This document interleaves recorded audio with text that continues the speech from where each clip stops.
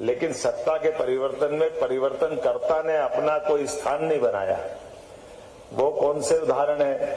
तो वो ध्यान में आते हैं 5000 साल पहले कंस के वध के बाद भगवान कृष्ण का सत्ता में शीर्ष पे न बैठना हम सबको ध्यान में आता है।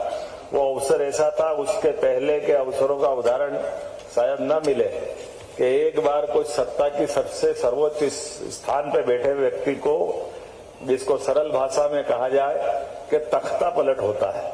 लेकिन तख्ता पलट में जहां समाज जो चाहता है, समाज की इच्छा शक्ति का जो महत्व है, उसका प्रतिबिंब, उसका उदाहरण बनता है वो भगवान कृष्ण। परिवर्तन तो परिवाहक तो बनते हैं, लेकिन सत्ता के सूत्र हाथ में नहीं रखते। ये वही उदाहरण है जो उस काल में कई बार और दोहराया गया है। उस काल को और आगे बढ़ के देखोगे, जब वो दोबारा अपने गुरु को गुरुदक्षिणा देने के लिए प्रभास पाटन के क्षेत्र में जाते हैं। कृष्ण भगवान पुनः अपने गुरु की आतंकवादियों से मुक्ति करके अपने गुरु की गुरुदक्षिणा तो ले लेते हैं, उनके पुत्र को प्राप्त कर लेते हैं, लेकिन वहां के राजा रेवत को फिर वहां की सत्ता देते हैं। ये उसी प्रकार से जैसे महाभारत के उस भीषण युद्ध में भी वो अपनी चालक की भूमिका रखते हैं, लेकिन अंततः सिंहासन पर युधिष्ठिर को बिठाते हैं। ये भाव क्या बताता है? ये हमारी प्रजातंत्र की गहरी जड़ों की ओर बताता है। ये 2200 साल पहले उसी प्रकार से जब चाणक्य और चंद्रगुप्त का प्रकरण ध्यान में आता है, हमको एहसास कराता है कि सत्ता के सूत्र बदलने के लिए बड़ी भूमिका चाणक्य की भले ही होगी, लेकिन चंद्रगुप्त को सिंहासन पे बिठा करके समाज की मूल भावनाओं के लिए प्रतीकात्मक रूप से परिवर्तन भी हुआ, लेकिन समाज की जय जयकार हुई। बाद के प्रवाह में भी हम देखें 20वीं शताब्दी में कि हमारी क्षमता, योग्यता, दृढ़ता, और उसमें भी युवाओं के उदाहरण के लिए मैं जरूर बोलना चाहूंगा कि आजादी में हम समर्थ हैं, हम सक्षम हैं, हम सब प्रकार के योग्यताओं के लिए जो अंग्रेजों ने मापदंड बना लिए थे कि वो सत्ता में इसलिए बैठे हैं कि वो योग्य होना अयोग्य है। तो योग्यता और अयोग्यता के बीच का प्रकरण आप याद करिए 1923 का घटनाक्रम, जब आईसीएस की परीक्षा नेताजी सुभाष चंद्र बोस प्रावीण्य सूची में पास करते हैं। ये उस समय का उदाहरण बनता है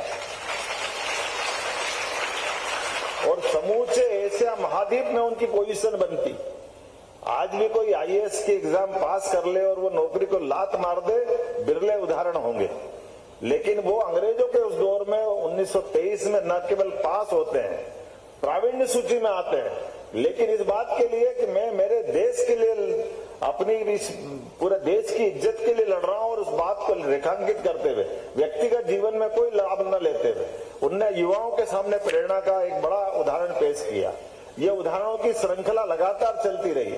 मुझे इस बात की प्रसन्नता कि ये आजादी ऐसे ही नहीं मिली, लोकतंत्र के माध्यम से हमारी जड़ें इसलिए गहरी थी। आप आसपास में उदाहरण देख लो, हमारे साथ पाकिस्तान भी आजाद हुआ था, लेकिन पाकिस्तान की हालत क्या हो गई? वहां की जो सेना है, वहां के कुछ तथाकथित लोग हैं, वो कभी भी तख्ता पलट कर देते हैं। कई बार हम सब देखते हैं आंखों से कि पाकिस्तान की सेना का दखल हट गया, मान लो प्रजातंत्र बन गया, लेकिन विदेश मंत्री अमेरिका तय करता है। अमेरिका जो तय करेगा वहां विदेश मंत्री बनेगा। ये कौन सी बात हुई? ये क्योंकि वहां का लोकतंत्र की जड़ें और वहां का हालात क्या है, मैं ज्यादा न बोलते हुए आपको केवल याद दिलाऊंगा। आप कंपैरिजन करो हमारे सामने, अपने देश के सामने, तो तुलना हो जाएगी अपनी 74 के बाद। जैसे ही एक इलाहाबाद हाईकोर्ट का फैसला आता और इलाहाबाद के हाईकोर्ट के फैसले में तत्कालीन प्रधानमंत्री श्रीमती इंदिरा गांधी को पद से हटाने का निर्णय हो जाता है। जब निर्णय होता है तो स्वाभाविक रूप से उनको पद से त्यागपत्र देना चाहिए। हाईकोर्ट ने निर्णय किया तो गलत क्या है, लेकिन उसके बजाय उन्हें पद छोड़ने के देश पे आपातकाल थोप देते हैं। अब आपातकाल थोप देते तो फिर मैं युवाओं को बधाई देना चाहूंगा। इस देश के युवाओं ने सच्चे अर्थों में लोकतंत्र की जो आग जलाए रखी है, इसी से हमारी जड़ें मजबूत है।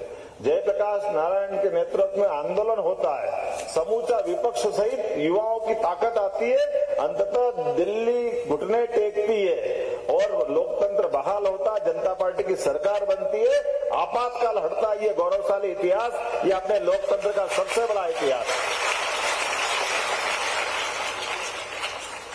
चुनाव का महत्व क्या है, जनता की इच्छा क्या है, देश की धड़कन युवाओं के साथ धड़कते हुए ऐसे होने वाले अन्याय में जो प्रतिकार करती है, वो कभी चंद्रशेखर आजाद में दिखाई देता, कभी नेताजी सुभाष चंद्र बोस में दिखाई देता। और ये लोकतंत्र की ही ताकत है कि चाय बेचने वाला हमारे देश में प्रधानमंत्री बनता, ये हमारे लिए गौरवशाली क्षण। संसदीय पुरस्कार में ऐसे कई उदाहरण हमारे पास है। मेरी अपनी ओर से आपने बहुत अच्छा आयोजन किया, बहुत बहुत बधाई, बहुत बहुत धन्यवाद। बहुत बहुत धन्यवाद माननीय। छात्रों को जिस क्षण का इंतजार